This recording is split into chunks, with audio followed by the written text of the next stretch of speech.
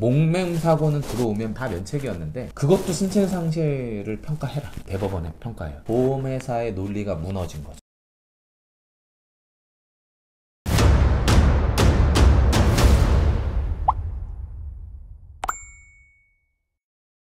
안녕하세요. 보험전문기자 김승동 기자입니다. 안녕하세요. 한손사TV를 운영하고 있는 한상훈입니다. 오늘 주제를 말씀드리기가 조금 무겁지만 스스로 극단적인 선택을 하시는 분이 있어요. 그런데 손해보험사는 보험금을 지급하지 않습니다. 면책이에요. 생명보험사는 가입하고 2년이 지나면 스스로 목숨을 끊는다고 하더라도 보험금이 지급되죠. 그런데 최근 판례들을 보면 극단적인 선택을 했더라고 하더라도 일부의 경우에는 보험금을 지급한다고 되어 있어요. 어떤 경우가 그런 건가요? 우선 첫 번째로 말씀을 드려야 될 건 자살을 하시면 안 된다. 혹시라도 고민을 하고 계신다. 절대 하시면 안 되고 자칫 보험금 모라를 유도할 수도 있겠다라는 생각이 사실 좀 들어요. 근데 자살을 선택하시는 분들이 한면으로 내가 죽으면 이 돈 뭐 이렇게 해서 누가 받았으면 좋겠다. 금전적으로 이런 생각이 있으신데 못 받아요, 유가족들이. 그러니까 하지 마셔야 돼요.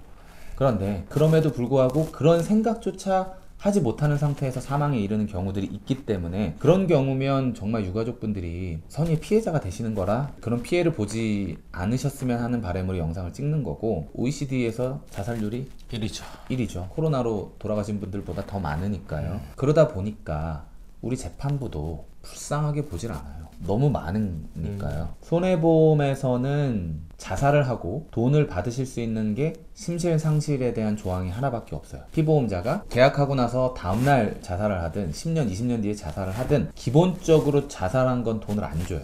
다만 단서 조항이 있는 게 피보험자가 심실상실 등과 같은 자유로운 의사결정을 할 수 없는 상태에서 시행한 경우에는 지급을 하죠. 생명보험은 지금 말씀드린 이 심실상실 조항과 2년이 경과되면 자살이어도 돈을 주게 하기 위해서는 지급을 하죠. 그러면 보험회사에서 자살로 인해서 청구가 들어오면 제일 먼저 검토해보는 게 뭐냐면 그 사람의 자살 방식이에요. 이 사람이 심실상실 상태에 있었는지 없었는지를 보려면 자살의 행태를 보면 돼요. 투신자살. 심신상실이 있었을 가능성이 다른 방법보다 높습니다. 높죠. 그렇죠. 추락사, 투신 이런 경우들은 한순간에 그냥 탁 돌아버리면 사람이 시행을 해버릴 수 있잖아요. 아파트에서 부부가 금전적인 문제로 다퉜어요. 남편이 속상하니까 술을 마셔요. 그러다 보니까 또 화가 나니까 또 싸워요. 그러니까 넌 내가 죽었으면 좋겠냐, 뭐 했으면 좋겠냐 막 서로 치고받고 하다가 내가 네 앞에서 죽어줄게 하고 확 뛰어내려버려요. 그거는 심신상실인 게 맞죠.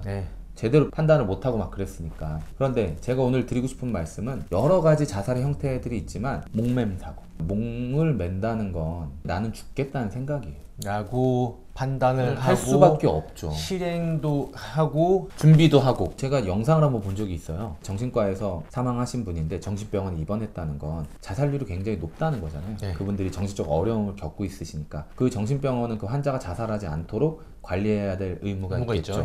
근데 그 관리를 소홀히 해서 환자가 자살에 이뤘어요. 그 병원의 배상 책임이 성립이 되거든요. 그러면 이 사람이 어떻게 자살을 했느냐라는 것들을 봤을 때 그 영상을 본 적이 있는데요. 제가 트라우마가 조금 있다고 해야 되나? 정말 죽겠다는 의지가 보여요. 목맴 사고는요. 제가 그 봤던 분은 침대 그 난관에 멀어서 자기가 자기 힘으로 이렇게 눌러서, 그러면 자기가 죽겠다는 각오로 끝까지 그냥 밀어붙인 거거든요. 자기가 자기 목을 조른 거예요. 그게 가능한가? 네, 목맴 사고가 높은 데다 우리 영화 보면 막 그렇게 나오잖아요. 그렇지가 않아요. 그러니까 목맴 사고는 자유로운 의사결정을 할 수가 없었다라고 말씀을 드리기가 어렵죠. 그런 사고 형태는.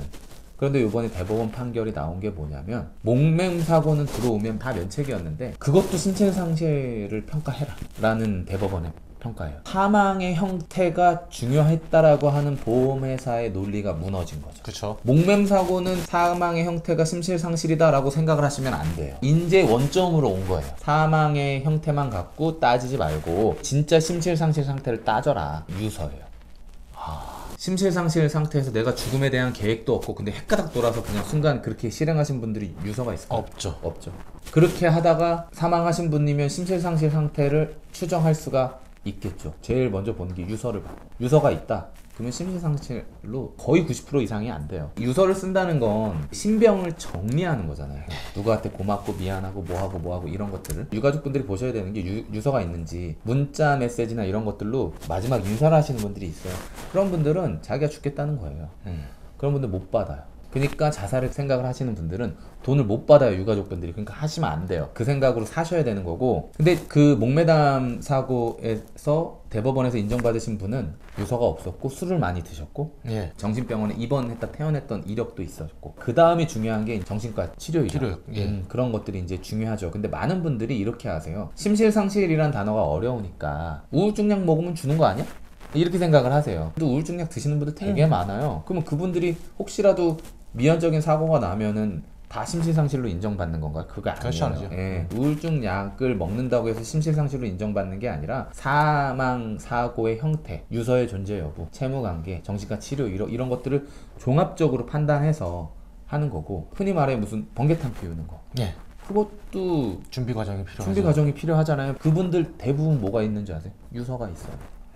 다 차에서 발견이 돼요.